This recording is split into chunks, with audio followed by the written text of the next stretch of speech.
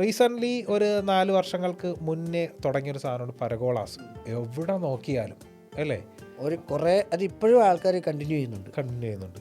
പർഗോളാസിൻ്റെ യഥാർത്ഥത്തിൽ പർഗോളാസ് വൃത്തിയാക്കുക എന്ന് പറയുന്നത് ഭയങ്കര എഫേർട്ടായിട്ടുള്ള പരിപാടിയാണ്. ഓക്കെ. അതായത് അതും ഈ പറഞ്ഞ നമ്മുടെ ഞാൻ കുറച്ച് മുന്നേ പറഞ്ഞതായിട്ട് കണക്ട് ചെയ്ത് പറഞ്ഞാൽ, നമ്മളിപ്പോൾ ഉപയോഗിക്കുന്ന ഫസ്റ്റ് ഫ്ലോറിനെ കുറിച്ചാണ് പറഞ്ഞത്.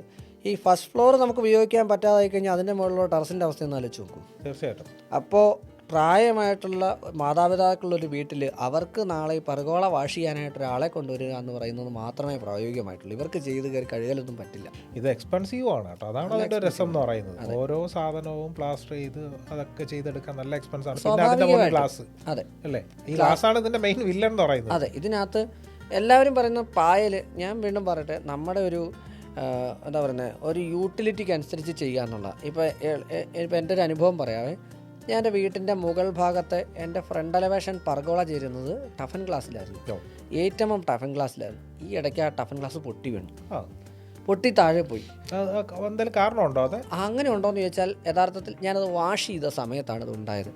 പക്ഷേ ടഫൻ ഗ്ലാസ് വാഷ് ചെയ്ത സമയത്ത് ഉണ്ടാവാനായിട്ടുള്ള സാഹചര്യം പാടില്ല എന്നാണ് പറയുന്നത്. 8mm ആണ്. അതായത് 70 കിലോ വരെ വിസ്റ്റാൻഡ് ചെയ്യാൻ കപ്പാസിറ്റി ഉള്ള ഒരു പ്രോഡക്റ്റ് എന്ന് കരുതിക്കോണം.